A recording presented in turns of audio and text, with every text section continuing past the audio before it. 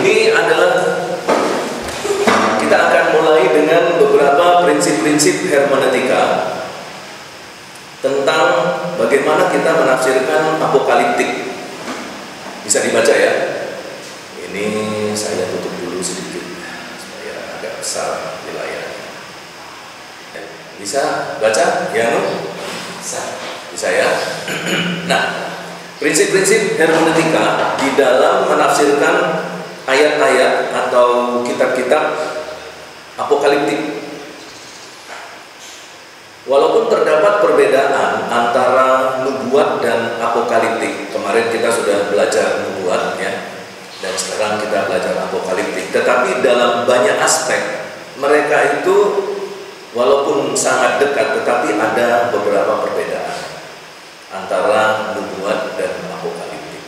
Kalau nubuat, sesuatu yang disampaikan berbicara untuk masa depan, tetapi nubuat itu lebih cenderung pada adanya syarat, sehingga nanti di masa depan itu syarat itu terpenuhi atau tidak, berarti nubuat itu tergenapi atau tidak. Jadi kalau misalnya di dalam seorang nabi dia bernubuat, maka di situ harus ada permasalahan. Dari permasalahan itu muncullah syarat. Syaratnya apa? Kalau misalnya ini ya, kalau bangsa Israel atau kita bertobat, maka Tuhan akan meluputkan. Tapi kalau bangsa Israel tidak bertobat, maka Tuhan akan menghukum. Jadi pemenuhan dari nubuat itu tergantung syarat yang diberikan itu dilakukan atau tidak. Kita memenuhi syarat enggak? Kalau memenuhi syarat, nubuat tergenapi. Sama seperti ketika Yunus menyampaikan nubuat untuk penghukuman Niniwe, ada syaratnya. Yunus sebagai seorang nabi menyampaikan nubuat, dan kalau orang Niniwe bertobat, maka Tuhan ternyata tidak jadi menghukum Niniwe. Dan ketika Yunus menyampaikan pesan Allah kepada bangsa Niniwe, ternyata bangsa Niniwe bertobat. Wah, Yunus itu sebenarnya kecewa sekali pada saat bangsa Niniwe bertobat, karena dia berpikir bahwa lebih baik Tuhan itu menghukum Niniwe. Karena itu dia mencoba untuk lari dari panggilan Tuhan itu, perintah Tuhan. Ya. Dan akhirnya dalam usaha untuk melarikan diri, ternyata dia harus dibuang ke laut. Jadi bukan dosa aja yang dibuang ke laut ya. Gimana lagunya itu? Siapa guru sekolah minggu? Tapi akhirnya Yunus dibuang ke laut, dimakan oleh ikan, ditelan ya. Kalau dimakan itu mati kemungkinannya karena dikunyah. Jadi bukan dimakan ya, tapi ditelan. Jadi kalau ngajar sekolah minggu juga harus pakai istilah ditelan ya, jangan dimakan. Nah, kemudian Yunus menyampaikannya, bangsa Niniwe bertobat. Yang harusnya tadinya Tuhan itu merencanakan untuk satu penghukuman, tapi ternyata Tuhan batalkan. Kenapa? Karena syarat yang dipenuhi untuk tergenapinya nubuat itu terpenuhi. Orang-orang Niniwe bertobat. Ya, mereka berpuasa, termasuk hewan pun ikut berpuasa. Maksudnya hewan tidak dikasih makan gitu. Nah, ditambah lagi literatur apokaliptik sangat mungkin lahir dari nubuat PL. Jadi dapat dipertanggungjawabkan jika kita menerapkan prinsip dan metode penafsiran nubuat atas apokaliptik.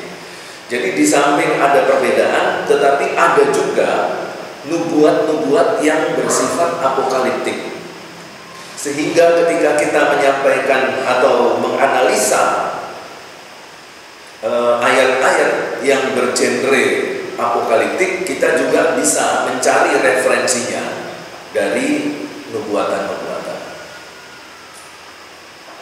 Nah, di samping nubuatan itu sendiri ada secara khusus ayat-ayat yang bersifat apokaliptik. Nah, kalau ayat-ayat apokaliptik itu adalah ayat-ayat yang dinyatakan berkaitan dengan masa depan, secara khusus berkaitan dengan akhir zaman, eskatologi.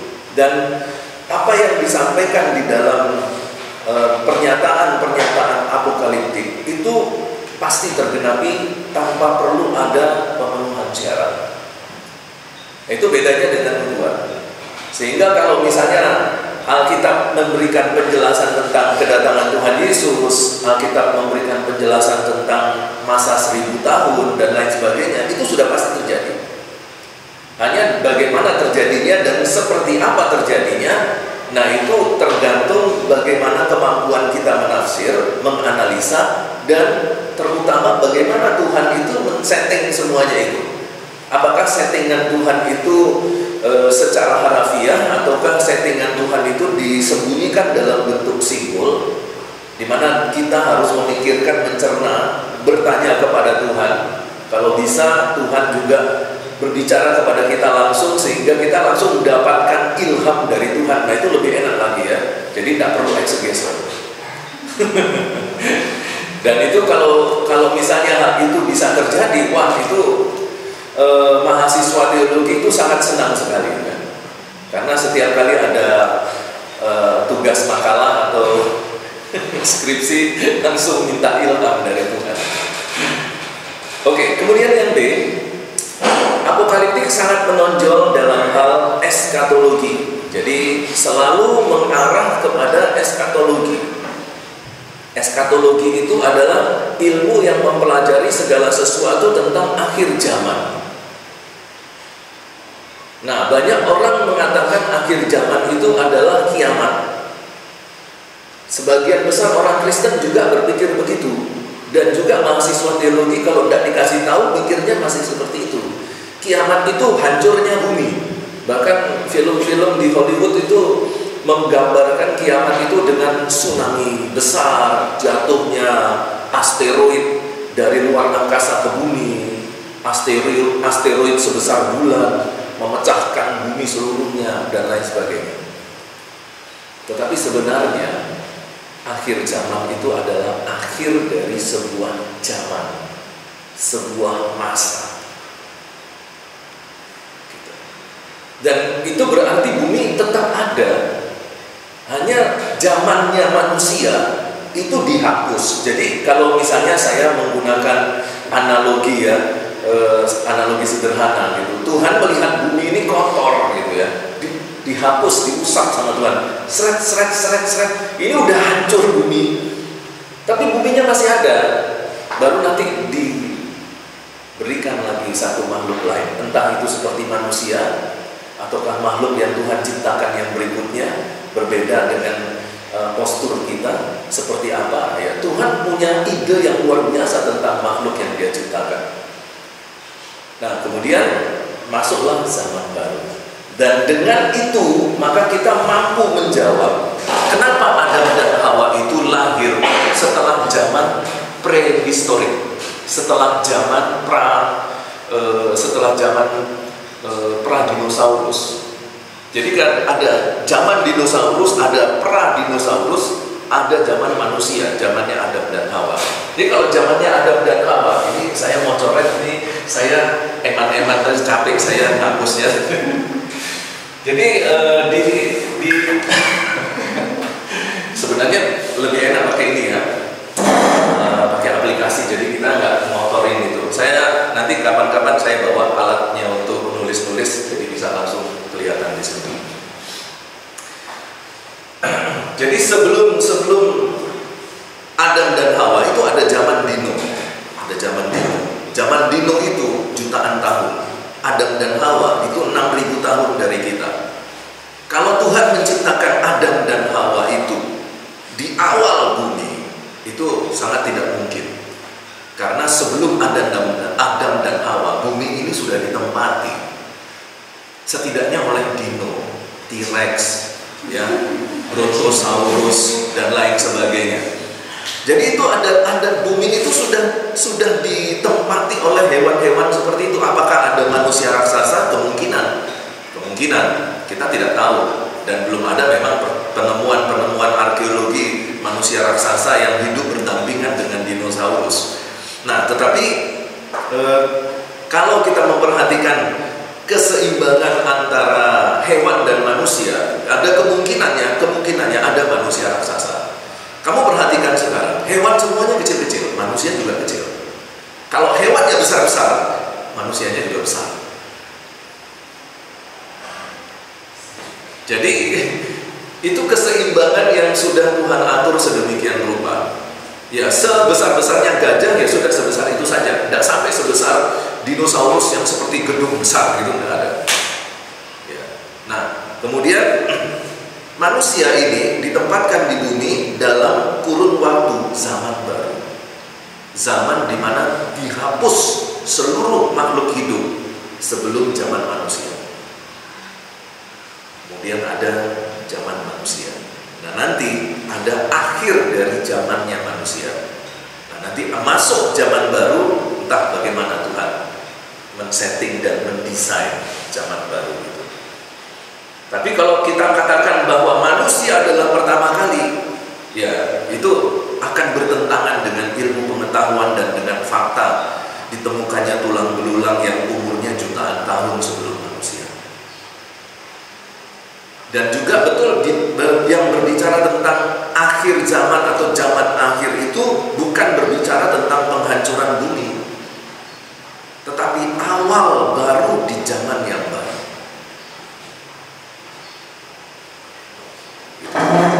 Itu tentang eskatologi. Jadi kita harus punya konsep dasar yang tidak boleh keliru tentang eskatologi. Ya, makanya disebut dengan langit baru dan bumi baru. Artinya kalau langit baru, apakah Tuhan harus menciptakan tata surya baru? Enggak. Langit baru dan bumi baru itu adalah suasana baru di zaman yang baru. Bisa saja Tuhan menjadikan ini sebagai surga, di mana nanti semua manusia yang mati dikembalikan ke bumi lagi. Kita tidak tahu. Apakah kemudian Tuhan menciptakan makhluk seperti manusia yang memiliki daging, bukan makhluk roh? Kita tidak tahu. Tapi itulah yang disebut dengan akhir zaman dan awal zaman baru. Nah, kemudian yang berikutnya, yang ketiga, penafsiran modern perlu memperhatikan ciri-ciri khas literatur apokaliptik umum dan juga apokaliptik yang terdapat di dalam Alkitab. Perhatikan selalu topik ramalan, latar belakang sejarah dan bahasa simbolnya. Nah, jadi di sini dijelaskan bahwa ketika kita menganalisa ayat-ayat apokaliptik, perhatikan bahwa perlu juga untuk mendapatkan referensi dari buku-buku apokaliptik umum. Seperti kemarin yang pernah saya singgung, Apokripa, ya, Pseudepigrapha, dan Deuterokanonika. Itu yang saya maksudkan. Jadi Apokripa disebut juga dengan Deuterokanonika. Lalu ada juga buku-buku yang Pseudepigrapha. Lalu ada juga kitab-kitab yaitu yang disebut dengan intertestament, kitab-kitab yang berada di tengah-tengah antara kitab-kitab perjanjian lama dengan kitab-kitab perjanjian baru. Misalnya saja kita sebutkan kitab-kitab Makabe dan lain sebagainya. Nah, itu adalah literatur apokaliptik umum. Tetapi yang maksudnya umum di sini adalah umum yang masih bernuansa Israel, bukan umum misalnya apokaliptik menurut pujangga Indonesia, nggak ada hubungannya. Ya, misalnya kita masukkan ramalan Joyoboyo gitu ya, nggak ada hubungannya. Joyoboyo juga meramalkan tentang akhir zaman, ada apokaliptiknya, tapi nggak ada hubungannya dengan kita. Tidak ada hubungannya dengan Alkitab. Lalu kemudian perhatikan juga konteks apokaliptik yang terdapat di dalam Alkitab. Nah, inilah yang kita lakukan dalam upaya eksegese. Kita lihat kitab Wahyu, kita eksegese. Nah, nanti kita akan melihat contohnya dari Wahyu pasal yang ke-13 berbicara tentang Antikristus. Kemudian jangan lupa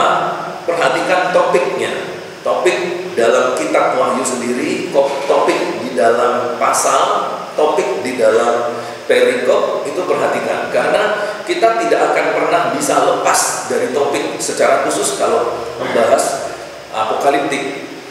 Ya, jadi ayat itu selalu harus dikaitkan dengan konteks topiknya. Misalnya nanti ketika kita bicara tentang antikristus, kita nggak bisa bicara tentang angka 66 saja, 666 saja, tapi seluruh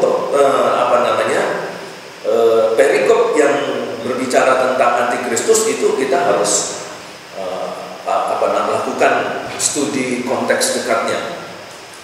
Kemudian juga tentang ramalan, bagaimana caranya menafsirkan ramalan, latar belakang sejarah, di mana ayat-ayat atau kalimat-kalimat apokaliptik itu dituliskan. Kalau misalnya kita membahas kitab Wahyu, tentu kita harus pikirkan sejarah yang terjadi di dalam kurun waktu antara tahun 90 sampai tahun 100 Masehi. Disitulah kitab Wahyu ditulis di Pulau Patmos pada waktu Yohanes mendapatkan penglihatan dari Tuhan. Dan bagaimana situasi politik pada waktu itu, nah itu juga menjadi bahan kajian yang nanti akan menjadi dasar dalam penafsiran dan analisa kita. Lalu juga perhatikan bahasa-bahasa simbolik.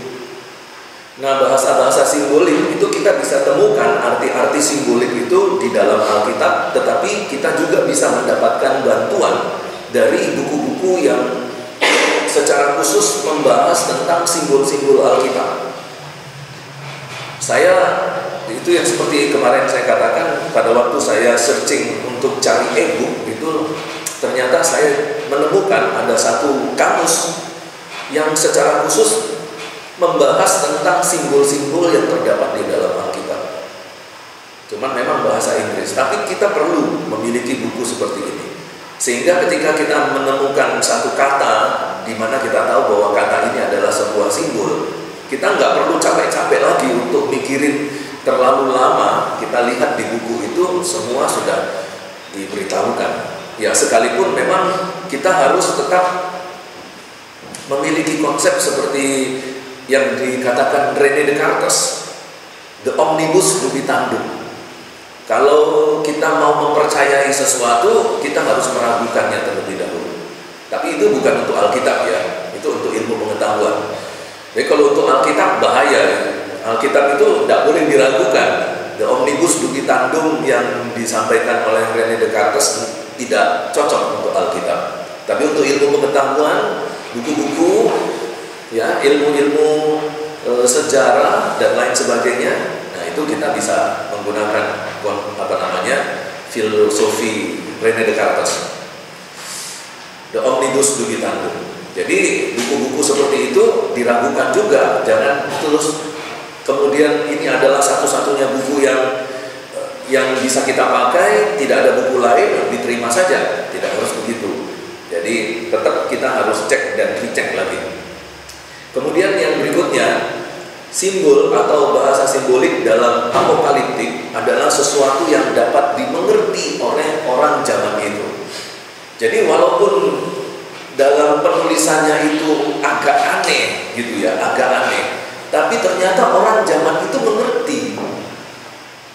Jadi kalau misalnya disebutkan, ini kita coba lihat ya, sambil kita membaca Alkitabnya. Exodus.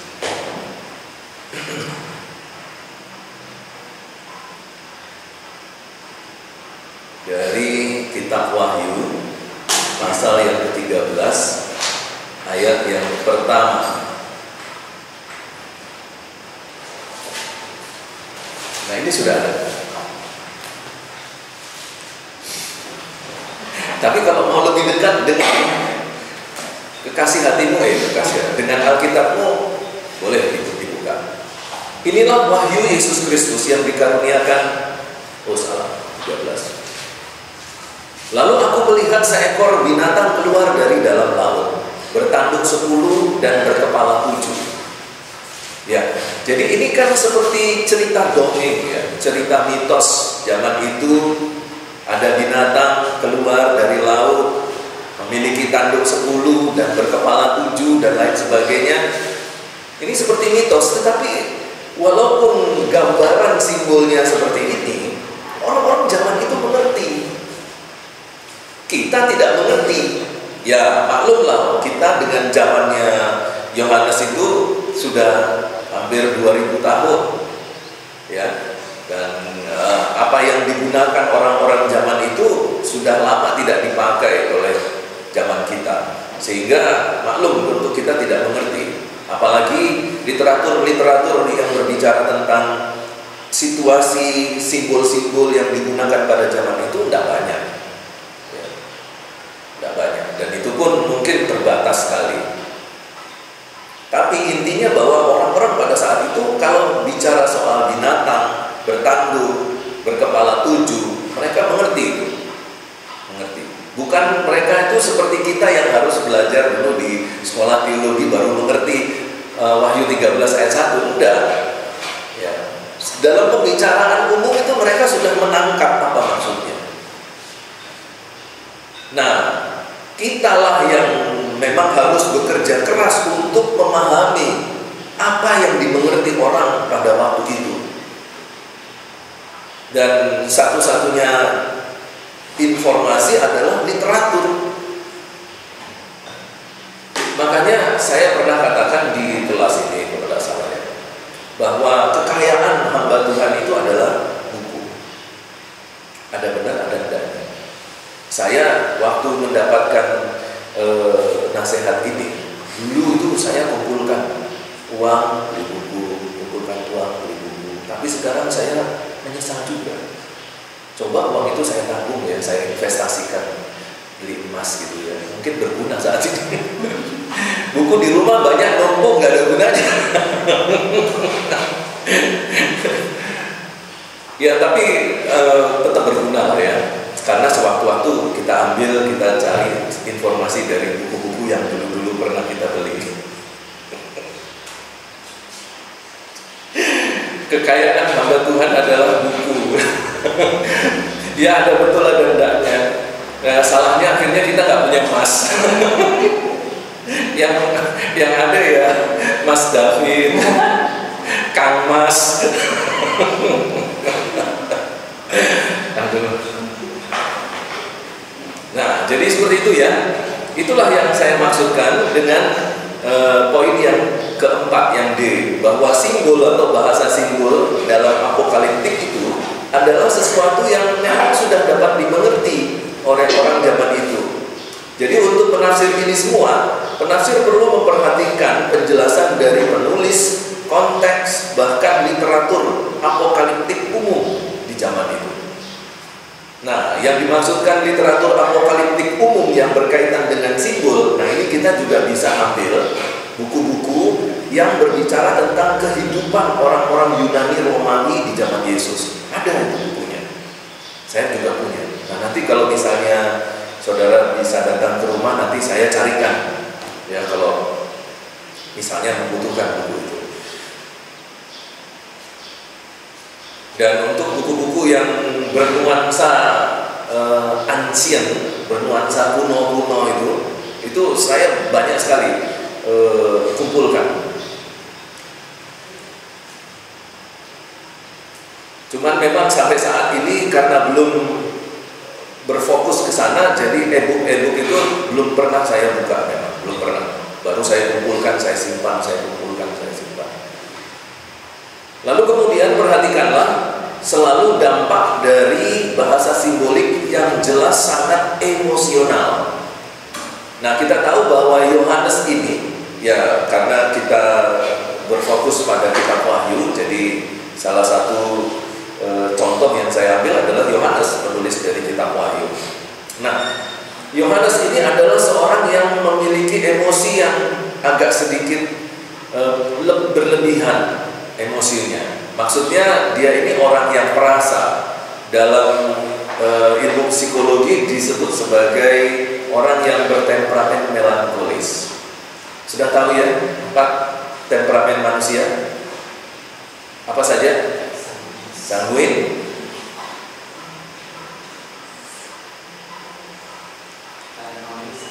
melankolis ya,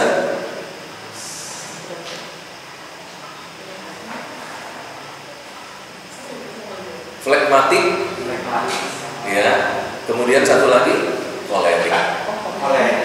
Iya.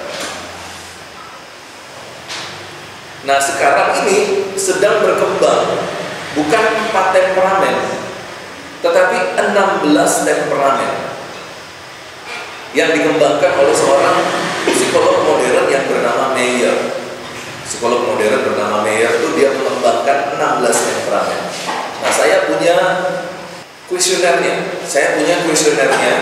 Jadi kalau kamu mengisi kuesioner itu, nanti dalam kesimpulannya kamu akan menemukan salah satu dari 16 temperamen. Dan itu lebih spesifik, lebih jelas lagi tentang kepribadian kita. Dan itu hampir 90% benar bahwa itulah kepribadian kita kalau kita jujur mengisi kuesionernya. Nah, jadi penulis kitab Wahyu ini orangnya sangat emosional sekali, perasaan. Karena itu kita bisa mendekati kitab Wahyu dan beberapa ayat-ayat apokaliptik itu dengan memperhatikan perasaan. Nah, nanti kita akan coba lihat di mana perasaan kita bisa terbawa pada saat kita membaca kitab Wahyu. Jadi selalu harus pikirkan hal-hal yang berkaitan dengan emosional ini, ya, ketika kita membahas kitab-kitab apokaliptik. Kemudian yang berikutnya, penafsir modern juga perlu memperhatikan bagian yang paralel dengan nubuat dan apokaliptik perjanjian lama.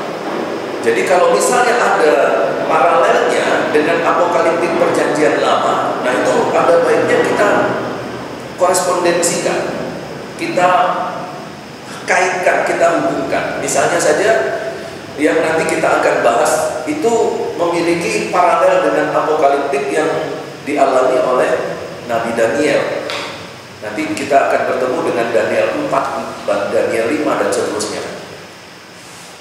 Nah itu kita perlu memparalelkan sehingga dari nubuatan perjanjian lama, apokaliptik perjanjian lama, kita bisa mendapatkan gambaran. Dan dengan gambaran itu kita berani untuk menganalisa dan kemudian menafsirkan. Karena kalau kita tidak memiliki referensi yang banyak, lalu kita coba tafsirkan, nah apalagi kalau tidak disertai dengan eksegese, tafsiran kita itu jadi tafsiran yang saya pakai istilah yang agak sedikit kasar ya, tafsiran yang liar. Jadi bisa kemana-mana sehingga akhirnya muncullah pandangan-pandangan apokaliptik yang menyesatkan, sehingga kita bisa mendengar Jim Jones dalam pandangan apokaliptiknya membuat 900 orang tewas minum racun di daerah Guyana di Amerika Serikat. Ya. Jadi karena Jim Jones mengatakan tidak lama lagi Tuhan akan datang dan mari kita menyongsong Dia, mari kita mati bersama. Dan akhirnya mati semua. Itulah pandangan apokaliptik yang keliru. Itu bisa berbahaya sekali. Ya. Dan Alkitab selalu mengajarkan kebenaran untuk segala zaman. Itu berarti ini berlaku juga bagi simbol yang dipakai apokaliptik.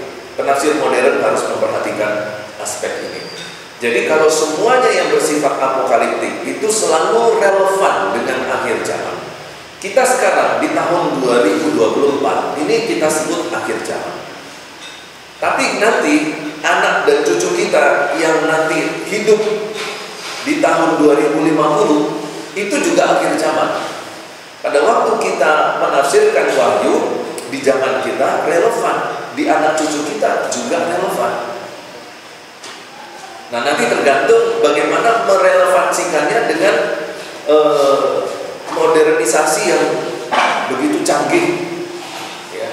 Nanti mungkin orang datang ke gereja sudah tidak seperti sekarang. Ya. Bisa saja nanti pendeta itu kalau kunjungan ke rumah-rumah bukan pendetanya yang datang, tapi hologram pendetanya. Jadi kita punya alat, nanti alat itu kita nyalakan, terus nanti pendetanya sudah di situ, dan kita bisa ngobrol dengan hologram, misalnya. Nah, jadi nubuatan atau penggenapan kitab-kitab atau ayat-ayat apokaliptik itu selalu relevan walaupun zaman itu semakin modern. Oke, nah ini adalah beberapa hal mendasar. Tetapi ada hal-hal lain, misalnya saja memperhatikan tipe sastra. Ya, kalau dia ini apokaliptiknya bergenre apa? Ya, kalau apokaliptiknya ada genre puisinya, ya udah kita buat. Kalau dia bergenre nubuat, dia dalam menyampaikan itu ada simbolnya, ada nubuatnya. Nah, itu kita harus perhatikan. Dan aturan-aturan eksegese dan hermeneutiknya juga harus kita terapkan. Di samping kita menerapkan hermeneutik secara umum, ya, studi kata, studi konteks, latar belakang, perbandingan terjemahan, ya, kemudian semantiknya kita perhatikan, etimologinya kita perhatikan. Nah, itu semua nanti kita kumpulkan jadi satu.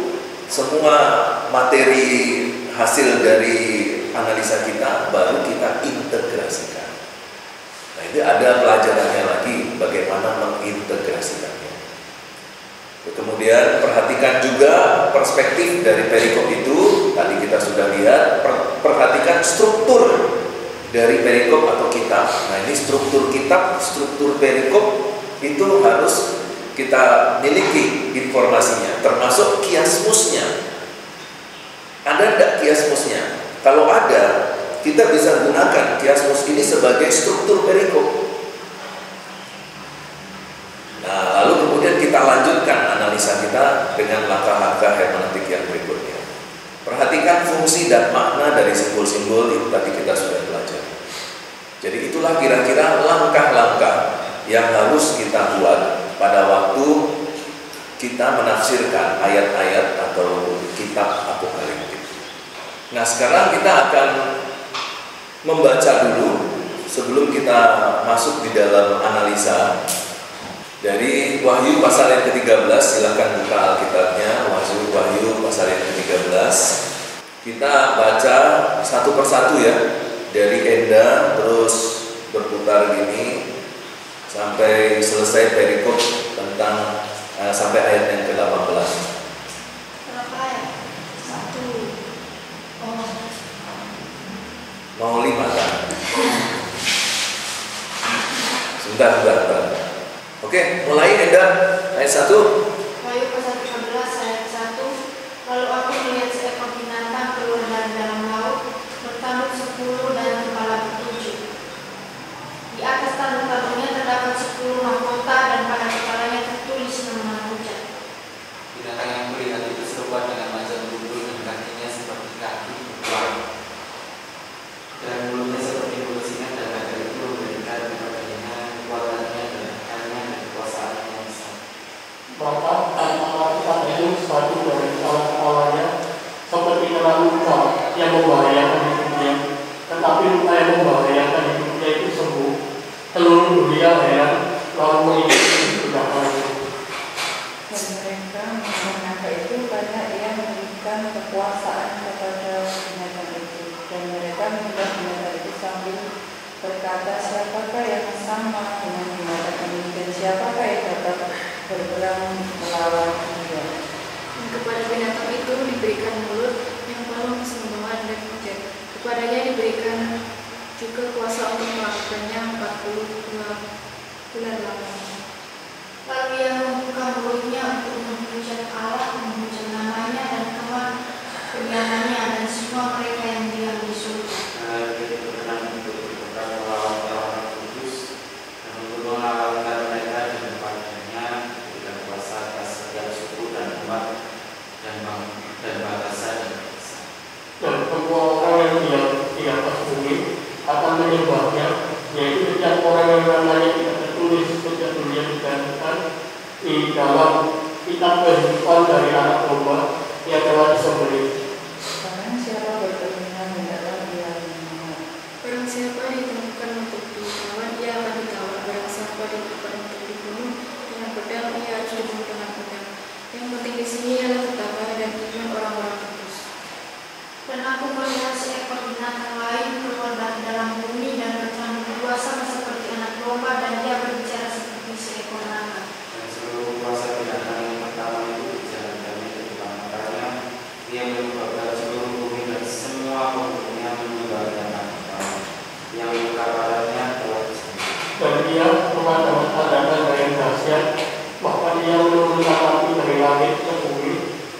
mata semua orang. Ia menyesatkan mereka yang dia dibunuh dengan tanda-tanda yang telah diberikan kepadanya untuk dilakukannya di depan mata binatang itu. Dan ia menyuruh mereka yang diam dibunuh supaya mereka mendirikan patung untuk menghormati binatang yang lupa oleh pedang, namun yang tetap hidup itu. Dan kepadanya diberikan kuasa untuk memberikan nyawa kepada patung binatang itu, sehingga patung binatang itu berbicara juga dan bertindak begitu rupa, sehingga semua orang yang tidak menyembah patung binatang itu dibunuh. Dan ia menyebabkan sehingga kepada semua orang, kecil atau besar, kaya atau miskin, merdeka atau lapar, diberi tanda pada tangan kanannya atau pada dahinya. Dan tidak seorang pun yang dapat memberikan tanggung jawab kepada mereka yang memakai nama itu, yaitu nama binatangnya atau kehilangan namanya. Yang penting di sini ialah hikmat. Barang siapa yang bersama, baiknya menipu binatang itu, karena nama binatang itu adalah binatang seorang manusia, dan binatangnya ialah 666. Iya. Nah, sekarang mari kita lihat dari papan tulis yang sudah saya buatkan ini. Nah, kita mulai dari Revelation 13 verse 1. Dan ia tinggal berdiri di pantai laut. Lalu aku melihat seekor binatang keluar dari dalam laut, bertanduk 10 dan berkepala 7. Di atas tanduk-tanduknya terdapat 10 mahkota, dan pada kepalanya tertulis nama-nama hujan. Nah, kalau kita mau lihat gambarnya, itu sudah diilustrasikan seperti ini. Nah, inilah ilustrasi binatang yang berkepala 7. Dan dari salah satunya itu bertanduk 10. Kemudian nanti kita akan menemukan bahwa ada seekor naga yang memberikan kekuatan kepada binatang itu. Jadi digambarkan seperti ini. Ya, dan naga itu memiliki kepala dalam bentuk ular berjumlah 7. Jadi binatang yang berkepala 7 tadi itu mendapatkan kekuatan dari naga, dan naga itu adalah iblis.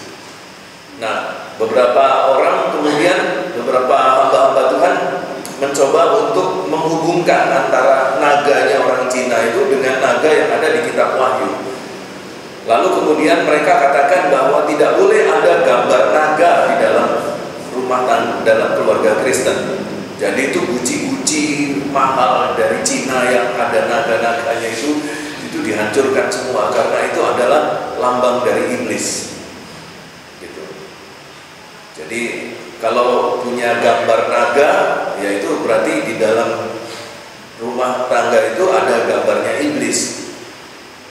Masakan di dalam rumah itu ada salib dan juga ada naga, gitu ya. Nah, ini tergantung nanti bagaimana kalian mengimplementasikan konsep teologi ini di dalam pelayanan. Apakah kalian membiarkan semua naga-naga termasuk si naga, naga bonar,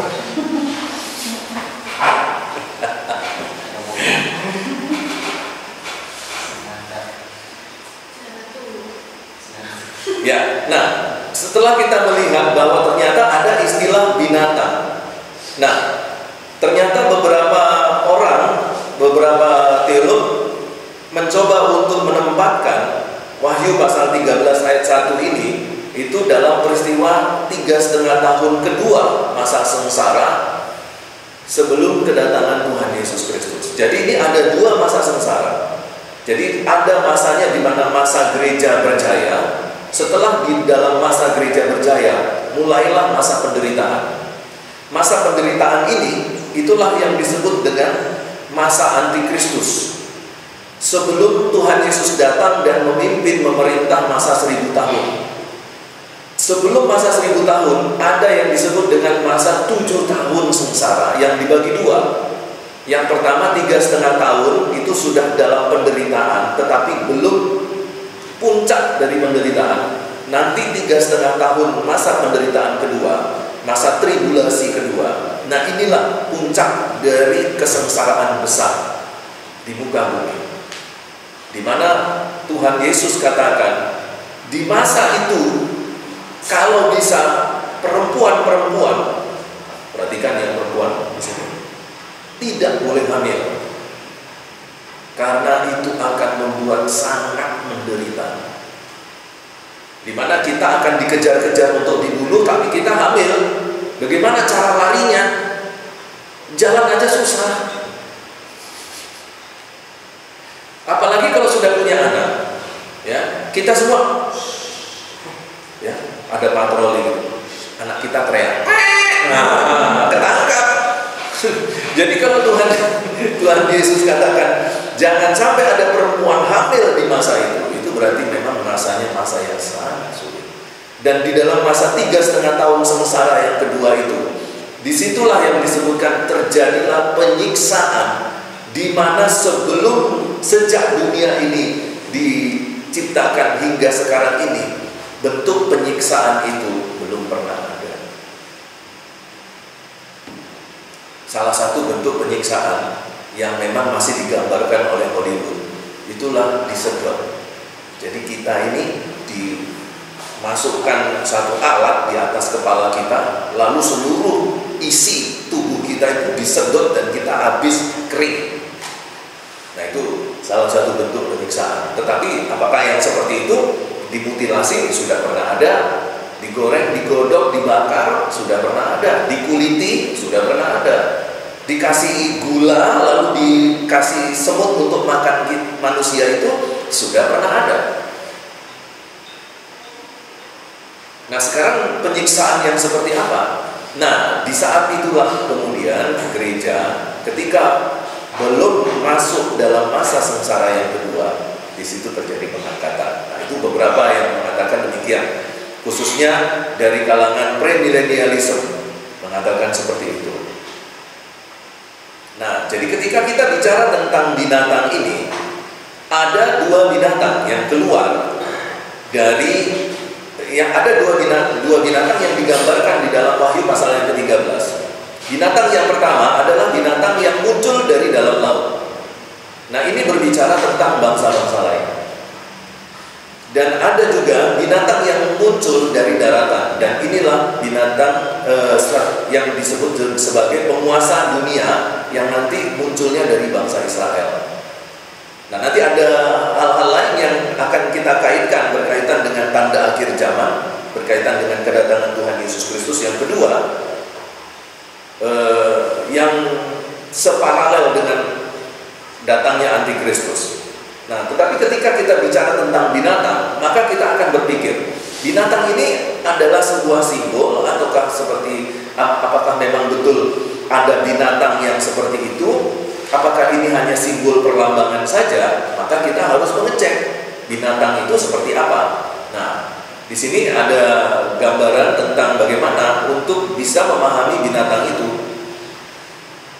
Jadi binatang dalam konsep Yunani ini adalah binatang buas. Nah, di mana ketika orang pada waktu itu berbicara tentang binatang, itu bicara tentang manusia yang menjadi brutal, manusia yang menjadi kejam. Nah, kekejaman manusia itu tidak harus dinyatakan dengan wajah yang bengis, kemudian dengan mata yang menyala-nyala dan lain sebagainya. Orangnya suka senyum, orangnya cakep, ganteng, tetapi dia bisa jadi manusia yang brutal. Ya, dan dikatakan bahwa kekuatan-kekuatan dunia yang mencari kemuliaan bagi dirinya sendiri, bukan kemuliaan Allah, itu digambarkan sebagai binatang. Karena orang-orang yang berada di luar Tuhan, mereka akan menjadi begitu brutal, begitu kejam. Dan saya melihat di sini bahwa orang-orang yang seperti ini adalah orang-orang yang mengalami pengalaman yang dialami Yudas Iskariot. Ketika Yudas Iskariot berada makan dalam satu perjamuan makan malam bersama dengan Tuhan Yesus, dan kemudian Yudas Iskariot dikatakan dikuasai oleh iblis. Dan ketika dia dikuasai oleh iblis, logikanya gak jalan. Yang ada di dalam pikirannya adalah kejahatan. Karena itu dengan tidak sungkan-sungkan Yudas Iskariot merancangkan satu pengkhianatan untuk Tuhan Yesus Kristus. Sekalipun di dalam konsep Yudas itu ada sisi baiknya, tetapi ternyata iblis itu memakai sesuatu yang halus sekalipun menjadi alat untuk menghancurkan manusia. Apalagi kita tahu bahwa iblis itu adalah makhluk roh yang tidak pernah mati. Iblis ini adalah makhluk roh yang jahat. Iblis yang ada pada waktu Adam dan Hawa itu ada di zaman kita juga sekarang. Iblis yang dulu pernah menggoda Yesus Kristus di dalam Matius 4 ada juga sekarang di zaman kita. Jangan-jangan salah satu iblis itu ada di STT ini. Atau mungkin yang disebut dengan legion, yang merasuk 2 orang yang kerasukan setan di Gadara itu, ya, yang disebut dengan ribuan itu, beberapa mungkin ada di sini, di asrama putri atau di asrama putra. Iblis itu tidak mati. Dan perlu kamu ketahui bahwa iblis itu juga memiliki kemampuan berpikir. Dia memiliki otak, dia memiliki kemampuan untuk berpikir. Dan dia bisa mengingat, dan semua logikanya sama seperti kita. Jadi iblis ini dalam kurun waktu mulai adanya manusia sampai zaman kita sekarang, dia terus-menerus belajar bagaimana caranya menggoda manusia. Jadi pengalaman iblis untuk menggoda manusia itu 6.000 tahun. Tetapi pengalaman kita melawan iblis 1 kali pun belum pernah. Ya Anda, kita ini diajarkan untuk bertahan atau untuk melawan. Kalau sama iblis, ayo, khotbah, pengajaran, dosen teologi apapun, siapapun, apapun, ngajarin apa? Bertahan. Nanti kalau iblis goda, ya kita harus kuat, ya kan gitu kan. Ada enggak yang ngajarin melawan iblis? Hah? Enggak ada ya? Saya yang ngajarin. Karena di dalam Efesus pasal yang ke-6 berbicara tentang senjata rohani. Di situ jelas bahasa Yunaninya bahwa kita bukan pada posisi bertahan, tapi kita dalam posisi melawan, maju terlebih dulu sebelum iblis datang. Nah ini kita nggak tahu iblis di mana, terus di mana kita majunya. Kita itu loh nggak tahu di mana. Sekarang kalau di sini di mana iblis, terus kita nyerangnya gimana? Majunya bagaimana? Nggak pernah diajarin kan? Nanti tunggu seminar saya ajarin kalian melawan iblis. Nah, sekarang jangankan melawan iblis, ketemu aja lo itu kita sudah terkencing-kencing. Ya Pak ya, lampu mati aja langsung teriak, lampu mati. Itu belum ketemu, baru lampu mati. Kalau sudah ketemu, kita tambah takut lagi. Padahal iblis itu waktu ketemu kita, dia itu cuma ketawa, belum marah. Betul enggak? Iblis kalau menampakkan dirinya marah apa ketawa? Ketawa. Itu kan ketawa.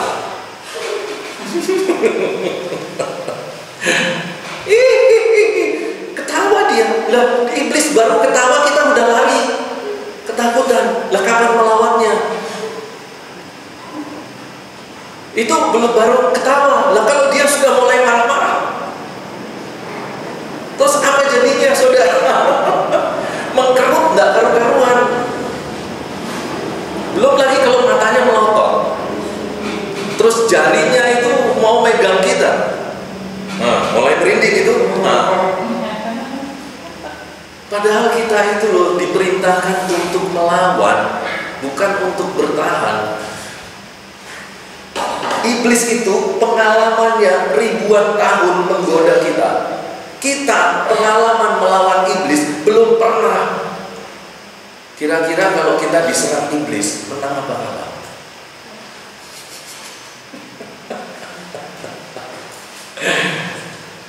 Nah itu ketika iblis itu mulai menguasai seseorang, itu terjadinya itu seperti itu, Yudas Iskariot. Makanya ketika iblis itu mulai memakai Petrus, dan Petrus katakan, dijauhkannya itu kiranya daripadamu ya Tuhan Yesus. Lalu Tuhan Yesus menghardik iblis, enyah kamu dari hadapanku. Itu artinya apa? Tuhan Yesus dalam mata rohaninya melihat Petrus ini mau dimakan, dilahap oleh iblis, seperti ketika nanti terjadi pada diri Yudas Iskariot. Dan ini berbahaya sekali, karena Tuhan Yesus sudah merancangkan Simon Petrus itu menjadi dasar dari dibangunnya gereja. Engkaulah batu karang, dan dari situ aku akan mendirikan gerejaku. Maka ketika iblis ingin menggocok dasar batu karang gereja ini, Tuhan bela Petrus. Tapi banyak pengkhotbah nyalahin Petrus kan. Padahal di dalam konteks itu Tuhan bela Petrus. Yang dimarahin sebagai objek langsungnya adalah iblis, sedangkan Petrus itu adalah objek tidak langsung yang dimarahin. Nah, itulah kekuatan dunia yang begitu luar biasa, digambarkan sebagai binatang. Dan binatang ini dia mendapatkan kekuatan dari iblis. Dan nanti digambarkan di dalam Wahyu pasal 13 kekuatan iblis itu yang seperti apa.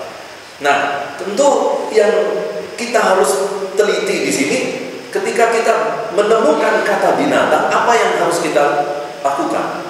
Ya, yang pertama kita harus lihat konteks binatang pada masa itu seperti apa. Nah, ini salah satu caranya. Nah, kemudian kita tahu juga bahwa Nebukadnezar ketika dalam pendewaan dirinya itu, ia lupa yang maha tinggi berkuasa dalam kerajaan manusia, sehingga Nebukadnezar itu juga digambarkan kejahatannya itu dan sifat keinginannya itu seperti Lucifer. Dia ingin menyamai seperti Tuhan. Karena itu semua yang berusaha untuk menyamakan dirinya dengan Tuhan itu berada di dalam posisi rohani yang begitu kritis. Dan Nebukadnezar inilah kemudian digambarkan juga sebagai binatang itu. Nah, dari situ kita bisa melihat ada relevansinya antara pelayanan Daniel dengan apa yang dikatakan dan ditulis oleh oleh Yohanes di dalam kitab Wahyu. Ketika Yohanes berbicara tentang binatang, Yohanes juga memiliki referensi gambaran binatang yang digambarkan oleh Nabi Daniel dalam kitab Daniel itu. Nah, begitulah caranya untuk kita bisa merumuskan satu kata yang memiliki genre yang bernuansa simbol dari berbagai aspek, lalu kemudian kita buat semacam satu analisa dan kita buat kesimpulannya. Nah, di dalam Daniel 7 pasal 4 sampai 7 itu ada 4 binatang. Di sini binatang yang satu mengungkapkan keseluruhan kekuatan dunia menentang Tuhan yang dilihat dalam perkembangan universal, tidak terbatas pada satu manifestasi saja seperti Roma saja, tapi itu bisa secara universal. Artinya cakupannya itu bukan satu wilayah negara Roma, tetapi itu bisa sampai seluruh dunia, universal. Dan apa yang digambarkan di dalam Wahyu pasal 13 tentang sosok antikristus, dia adalah nanti sebagai penguasa dunia yang akan mewakili penguasa tunggal dengan mencoba untuk menyatukan bumi ini dalam 3 kesatuan, yaitu kesatuan politik, kesatuan ekonomi, dan kesatuan agama. Nah, nanti kita akan lihat itu. Jadi inilah yang dimaksudkan dengan binatang, cara menemukan dan menganalisanya seperti itu. Kita cek dulu binatang dalam konsep Yunani seperti apa, binatang dalam konsep Alkitab seperti apa, binatang dalam kitab Wahyu seperti apa. Kita kemudian integrasikan, lalu kita ambil kesimpulan yang dimaksudkan binatang dalam pasal 13 itu ternyata seperti itu. Jadi orang-orang yang betul-betul dikuasai oleh iblis dengan kekuatan yang brutal, kejahatan yang brutal. Penguasaannya itu seperti ketika iblis itu menguasai Yudas Iskariot dan mencoba menguasai Petrus. Dan kalau ini terjadi kepada satu sosok yang kita sebut dan kita gambarkan sebagai antikristus, inilah betul-betul binatang. Jadi kalau saudara marahin orang, tolong jangan bilang dia binatang. Itu nanti akan menggenapi nubuat Wahyu pasal 13. Misalnya kita di mana gitu, binatang kamu. Nah itu kan kadang-kadang muncul itu ya. Nah itu binatang itu adalah sosok manusia yang bukan lagi manusia tetapi kebrutalannya seperti binatang. Wih, itu kata makian yang mengerikan itu. Karena gambaran binatang yang dimaksudkan bisa saja seperti yang digambarkan di dalam Wahyu pasal 13. Seorang yang memiliki kuasa dan kekuatan iblis. Walaupun sebenarnya kita mengatakan binatang itu, pemakian binatang itu ya hanya sekedar ikut-ikutan saja. Karena orang-orang banyak yang bilang begitu kalau emosi gitu, kalau marah gitu ya. Tapi ya itu harus hati-hati. Nah, kemudian ada yang disebut dengan dua binatang tadi ya. Di ayat yang pertama dikatakan ada binatang yang muncul dari dalam laut. Kemudian ada satu binatang lagi yang muncul dari darat. Nah, binatang yang muncul dari laut itu menyimpulkan ada penguasa yang yang datangnya dari bangsa-bangsa lain. Penguasa yang datangnya dari bangsa lain. Binatang pertama adalah pada waktu itu adalah kekaisaran Romawi yang bangkit kembali dan yang akan ada dalam bentuk 10 kerajaan. Nah, kenapa laut digambarkan oleh bangsa-bangsa lain? Karena beberapa teks Alkitab menyebutkan bahwa setiap kali bicara tentang bumi, tentang tanah, itu selalu bicara tentang Israel. Jadi lawan kata dari Israel, dari tanah itu adalah laut. Jadi kalau bicara tentang binatang, penguasa dalam tanda petik mendapatkan kuasa yang besar dari iblis, dari naga itu, maka itu adalah bangsa-bangsa lain. Tetapi nanti di ayat yang ke-11 muncul juga binatang yang dari darat. Itulah penguasa dunia yang adalah orang Israel. Dan penguasa dunia orang Israel ini, dia akan memerintah dunia melalui Israel. Dan nanti kita akan melihat bahwa penguasa dunia ini, dia akan duduk di bait suci di akhir zaman. Itu berarti tidak ada antikristus yang akan muncul sebelum bait suci yang ketiga didirikan. Karena itu salah satu dari tanda-tanda akhir zaman kedatangan Tuhan Yesus yang kedua adalah berdirinya bait suci yang ketiga. Bait suci yang kedua itulah bait suci yang dibangun, direnovasi oleh Herodes, yang kemudian di tahun 70 dihancurkan. Nah, setelah itu tidak ada bait suci. Lokasi bait suci malah dibangun dua bangunan bersejarah menurut pandangan Islam, ya, yaitu Dome of the Rock dan masjid. Jadi ada masjid, saya lupa masjid itu namanya apa, dan satu bangunan lagi yang disebut dengan Dome of the Rock. Dan mereka meyakini bahwa di tempat itulah Abraham mempersembahkan Ishak.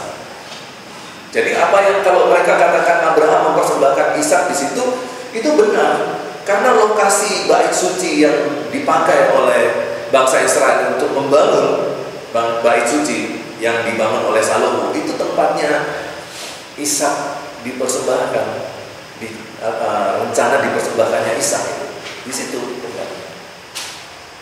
Dan nanti ketika bait suci yang ketiga itu sudah dibangun, maka nanti, ya itu menurut beberapa pandangan, khususnya dari pandangan premilenialisme, Antikristus itu akan memerintah di Yerusalem dan di dalam bait suci. Maka nanti itu ada berkaitan dengan patung dan nanti yang akan kita bahas ya kalau masih ada waktu.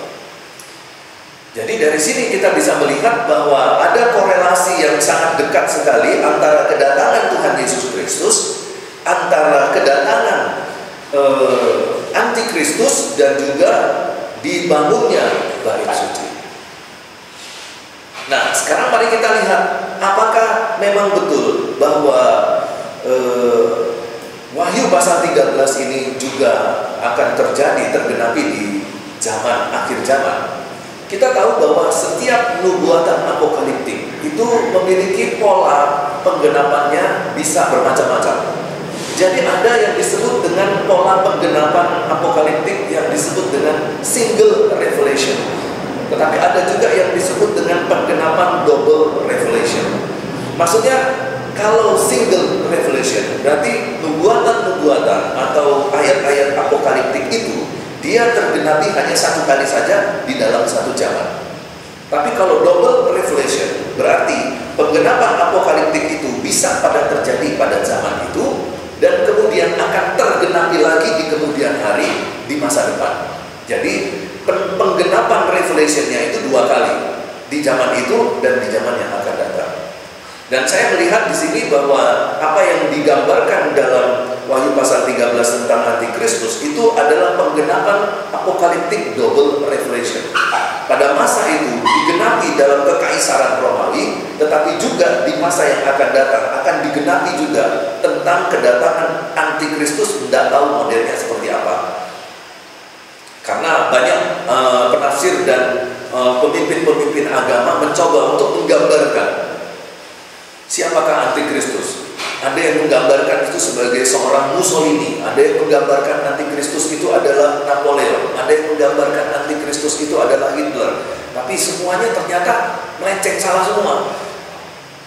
Jadi beberapa teolog yang menulis buku tentang Antikristus saya baca, dia katakan lebih baik kita jangan menggambarkan Antikristus itu kepada sosok satu manusia yang sekarang ada di bumi. Karena bisa saja itu tidak tepat dengan seperti yang dimaksudkan Alkitab. Tetapi bagaimana, apakah Antikristus itu berada di dalam satu sistem atau lembaga? Mungkin saja. Apakah Antikristus itu adalah seseorang yang memimpin lembaga dunia, di mana mereka, lembaga ini akan menguasai dunia? Bisa saja. Nanti kita lihat beberapa hal-hal praktis yang sebenarnya mendukung penggenapan Antikristus di akhir zaman.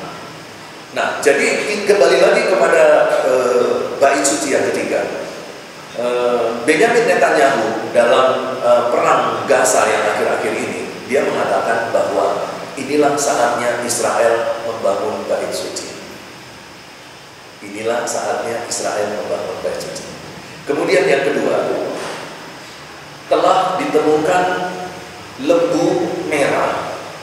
Jadi memang lembu itu berwarna merah. Dan biasanya lembu yang berwarna merah ini itu dipakai untuk penyucian pentahbisan dan penyucian bait suci. Dan sudah ribuan tahun belum pernah ada muncul lembu yang berwarna merah, dan baru akhir-akhir ini muncul lembu berwarna merah.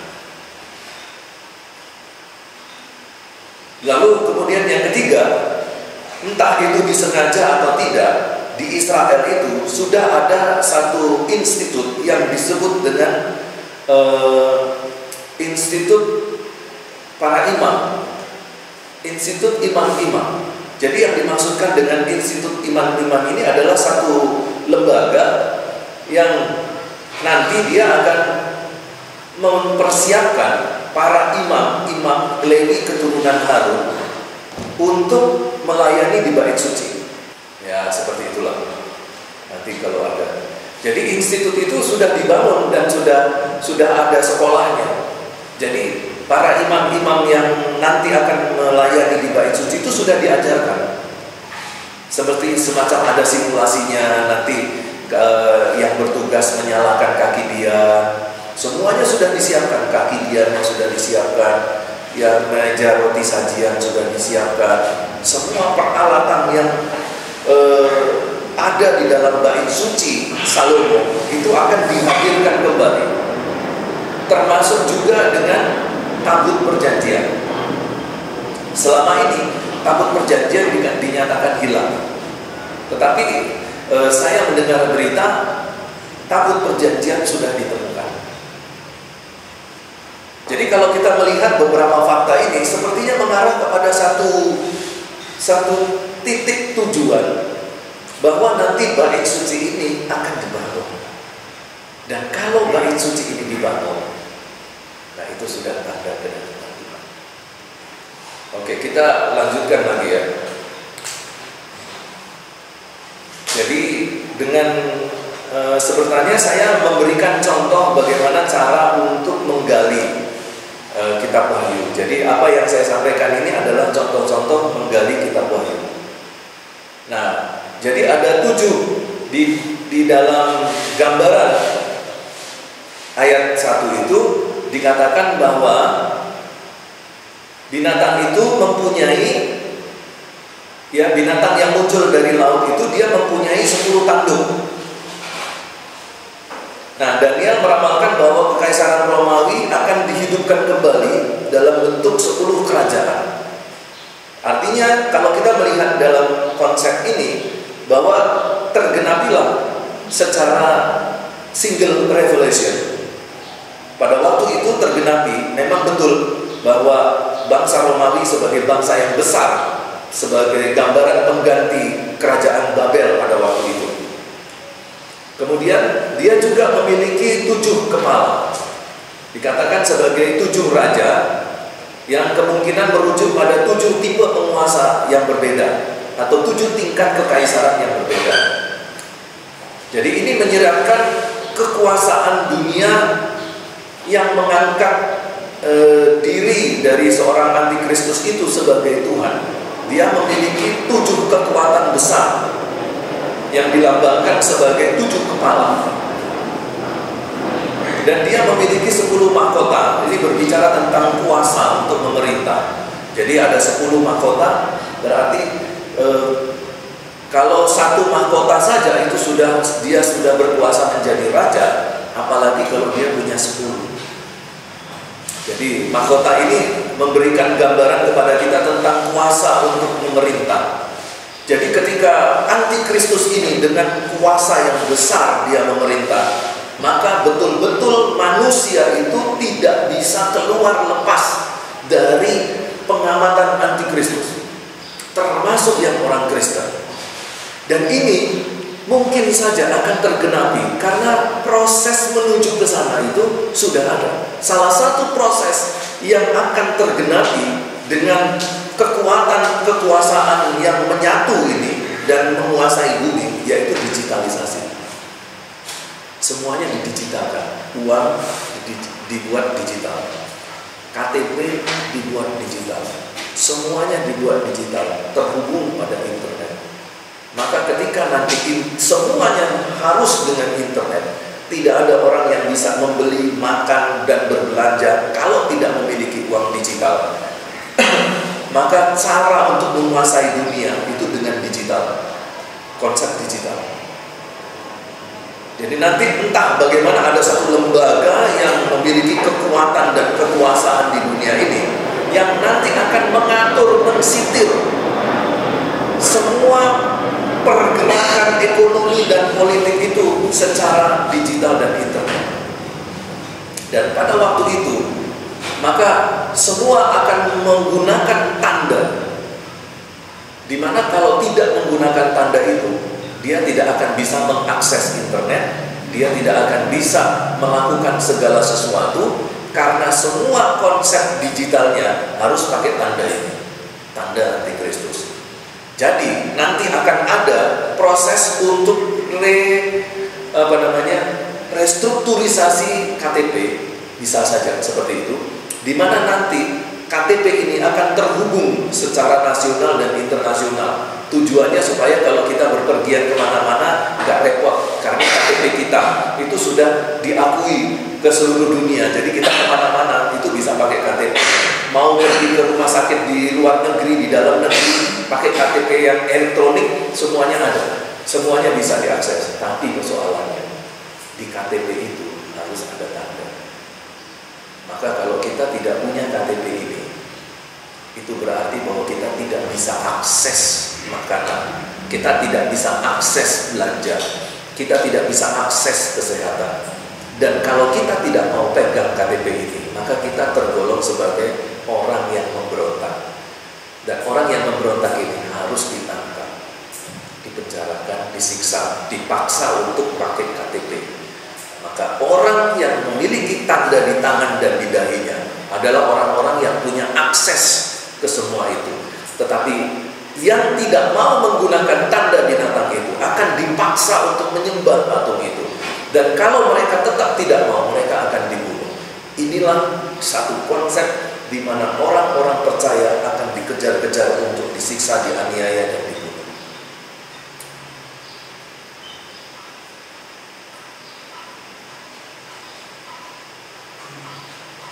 Jadi pelan-pelan itu akan mengarah ke sana semuanya. Salah satunya yaitu digitalisasi. Kita berpikir bahwa digitalisasi itu adalah modernisasi, betul. Tapi hati-hati, iblis dia menggunakan sistem globalisasi itu untuk menguasai bumi. Nanti kalau ada kesempatan saya akan membahas bagaimana peranan iblis dalam New Age Movement, gerakan zaman baru, di mana melalui gerakan ini mereka mencoba menguasai seluruh aspek kehidupan manusia di bawah kendali satu kuasa dari naga.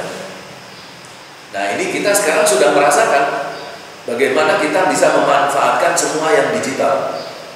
Dan tiba-tiba nanti akan muncul satu statement dari pemerintah, misalnya ini, bahwa semua tidak bisa dilakukan tanpa digitalisasi. Nah, Indonesia kemudian akan terakses kepada satu lembaga internasional yang nanti lembaga ini yang mengatur semua sistem digitalisasi di bawah kekuasaan Antikristus. Dan kekuatannya itu adalah kekuatan 10 mahkota. Di situ dikatakan bahwa tidak ada seorang pun yang tidak akan dikendalikan oleh Antikristus. Secara politik kita akan dikendalikan, secara ekonomi di dalam pasal 13 kita juga dikendalikan. Bahkan Antikristus ini dia memiliki kekuatan yang luar biasa, yang mampu melakukan mujizat. Jadi nanti iblis akan menggunakan orang-orang tertentu atau menggunakan lembaga-lembaga tertentu untuk melakukan mujizat sebagai pengganti Tuhan. Sehingga nanti pada akhirnya orang akan berpikir, untuk apa lagi berdoa? Berdoa setahun, 2 tahun tidak terselesaikan masalah, tapi datang kepada Antikristus semuanya selesai. Tetapi sekarang memang belum sampai ke sana. Tanda-tandanya menuju ke sana. Contoh, sekarang ini baik di Cina maupun di Amerika itu dikembangkan satu proyek untuk menciptakan organ-organ tubuh manusia itu tanpa harus melakukan menciptakan organ-organ tubuh manusia itu di dalam sebuah laboratorium. Jadi sekarang ini sedang dikembangkan bagaimana bisa menciptakan sebuah jantung tanpa harus ada manusia, tanpa harus lahirnya manusia, yaitu dengan menggunakan sistem stem cell. Stem cell, tahu stem cell? Yes, pokoknya itu ya, nanti cari lagi internet. Jadi dengan stem cell itu nanti dikembangkan di dalam laboratorium. Nanti dari stem cell itu dia akan muncul jantung, dia akan tercipta jantung sendiri. Jadi orang nanti tidak perlu menunggu sumbangan jantung istilahnya apa itu? Cangkok jantung itu, ya. Nah, tapi ada namanya orang yang menyumbang jantung itu apa namanya? Donor. Jadi tidak perlu lagi orang yang akan mendonorkan jantung. Kamu punya uang, nanti bisa beli jantung sendiri yang diproses di sebuah laboratorium. Kalau kayak gini caranya, perlu enggak iman? Enggak perlu. Yang perlu enggak doa? Enggak perlu. Yang perlu kamu bisa akses ke sana. Akhirnya tidak ada iman di bumi ini. Karena iblis akan mencoba dengan cara yang halus menciptakan struktur sistem dengan 10 mahkota di tanduknya itu, supaya semua orang tidak lagi mengandalkan Tuhan. Makanya tepat seperti yang dikatakan firman Tuhan, pada waktu aku datang kembali, adakah iman di bumi ini? Tidak ada. Karena semua orang tidak memerlukan Tuhan.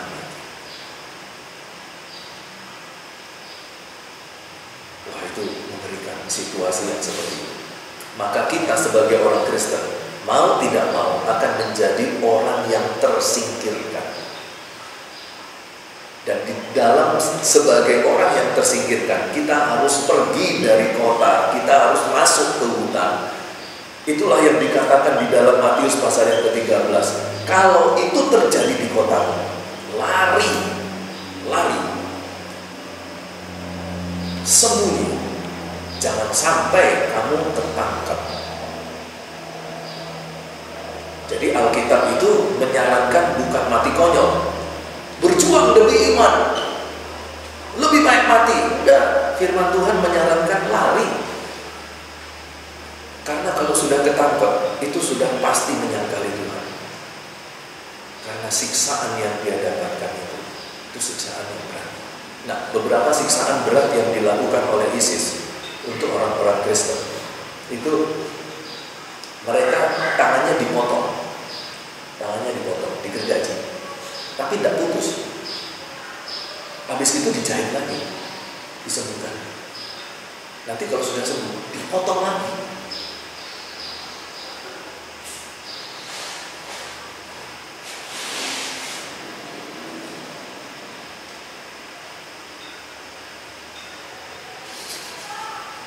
Itu ISIS sudah terjadi penyiksaan yang seperti itu.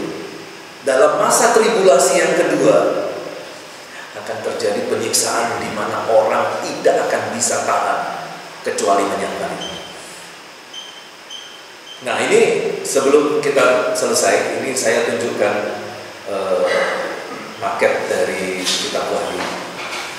Nah, ini seperti ini.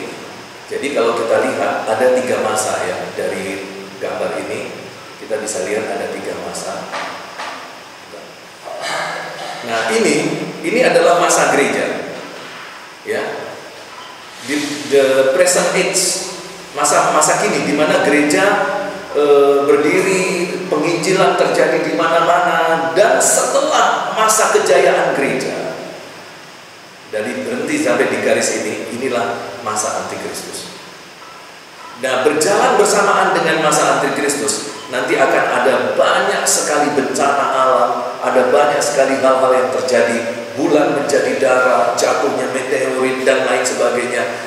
Pokoknya semua yang aneh-aneh, dan intensitas dari bencana alam itu akan terus semakin lama semakin banyak. Jadi kalau dulu gempa bumi itu hanya terjadi 1 bulan 1 kali, menjelang kedatangan Tuhan Yesus, gempa bumi itu akan terjadi, intensitasnya akan lebih sering.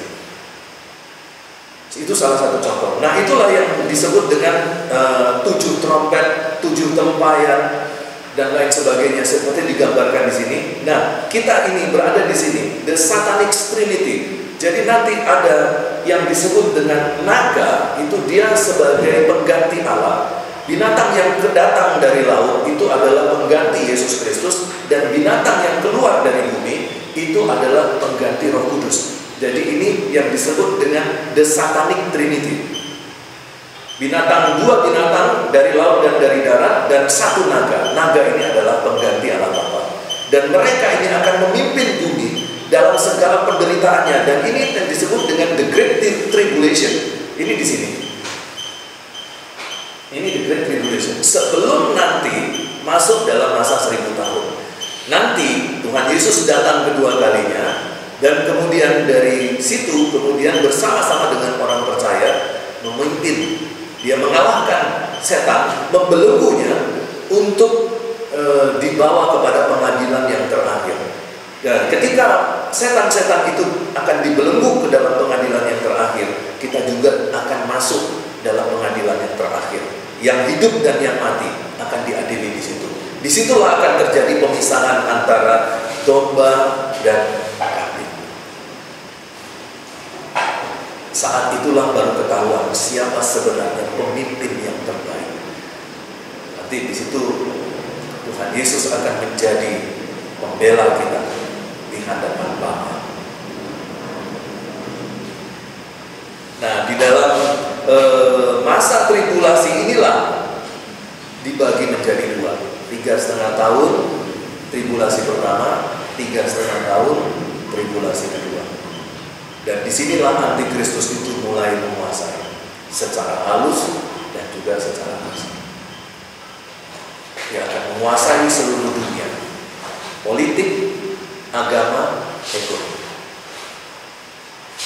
Jadi nanti kalau kamu mempelajari apa yang disebut dengan New Age Movement, itu adalah gambaran bagaimana mencoba untuk menyatukan agama.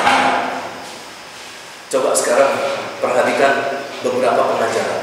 Bahkan beberapa teolog juga mengatakan, dulu dia adalah seorang teolog yang sangat terkenal sekali sebagai teolog Injili. Tapi sekarang teolog yang mengatakan dirinya Injili mengatakan begini, ternyata di luar kekristenan juga ada juru selamat. Orang di luar Kristen bisa diselamatkan. Padahal dulu dia bilang bahwa satu-satunya yang menyelamatkan adalah Yesus. Sekarang dia bilang di agama lain ada keselamatan. Bahkan salah satu dosen saya, dosen pascasarjana, itu mengatakan juga demikian. Bahkan mendiskusikan di dalam kelas pascasarjana itu, apakah di agama-agama lain itu ada juru selamat, ada keselamatan. Bayangkan saja, itu perlahan-lahan. Kita ini sekarang dalam kekristenan ini dibawa ke dalam posisi abu-abu, tidak hitam, tidak putih. Itulah yang disebut dengan aliran neo-evangelical. Bukan lagi evangelical, tapi neo-evangelical. Kalau neo-evangelical itu nanti kalau ditanya itu biasanya begini, gimana Pak? Apakah orang Kristen boleh merokok? Sebenarnya sih tidak boleh, tapi nah itu kalau ada pendeta, hamba Tuhan, dosen yang memberikan gambaran seperti itu, jawaban seperti itu, seperti jawaban itu seperti ada sesuatu yang bisa dikompromikan, itu neo-evangelical. Nah, neo-evangelical ini mengarahkan kekristenan kepada situasi Kristen abu-abu, di mana nanti dosa itu tidak akan terlihat sebagai dosa, tetapi sebagai kebenaran. Wah, itu bahaya sekali. Bahaya sekali.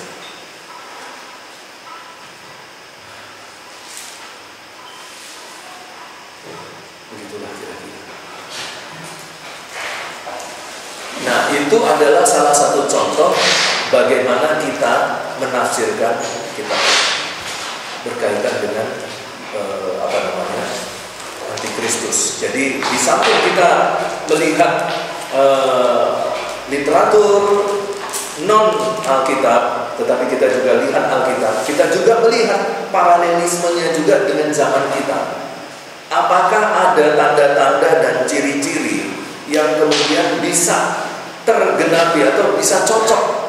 Ya, tanda-tanda yang terjadi di masa kita sekarang itu ternyata cocok dengan apa yang terjadi di dalam Alkitab di masa lalu. Berarti itu terjadi double revelation, penggenapan yang kedua di akhir zaman.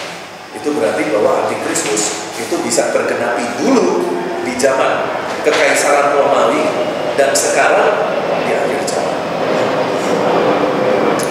Pak, bagaimana peran iblis, Pak?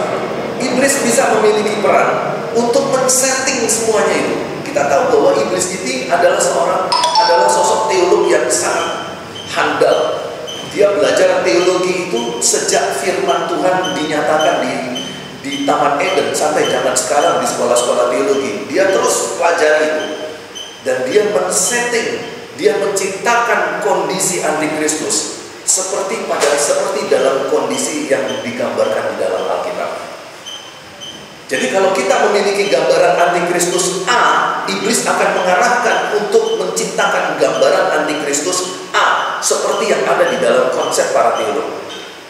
Sehingga nanti ketika kita melihat situasi di akhir zaman, wow, antikristus ada di akhir zaman. Itu termasuk salah satu settingannya dari iblis. Di samping juga memang dalam pengetahuan Allah semuanya berjalan harus tergenapi seperti yang diapokaliptikkan melalui Alkitab. Di sisi lain, iblis juga mencoba untuk merekonstruksi, menstrukturkan lagi kembali dengan semua perbuatan-perbuatannya, sehingga apa yang digambarkan orang-orang tentang antikristus seperti di gambar ini, itu akan diarahkan iblis, disetting ke arah sana. Nah, itu memang berbahaya sekali. Makanya kita harus berhati-hati di dalam mencerna semua yang berkaitan dengan apokaliptik. Begitu ya kira-kira. Oke, kita akhiri sampai di sini.